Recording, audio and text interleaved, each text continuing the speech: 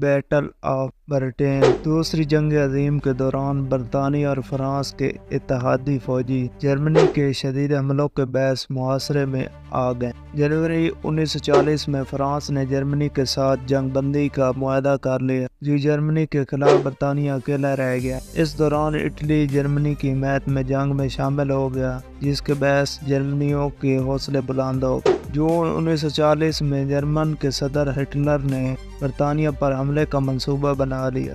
جرمنی فضائی حدود پر مکمل قبضہ یا اختیار حاصل کرنا چاہتا تھا۔ جولائی 1940 میں جرمنی کی فضائی فوج اور برطانیہ کی فضائی ریئل ایئر فورس کے درمیان جنگ شروع ہو گئی، جسے بیٹل آف برٹین کا نام دیا گیا۔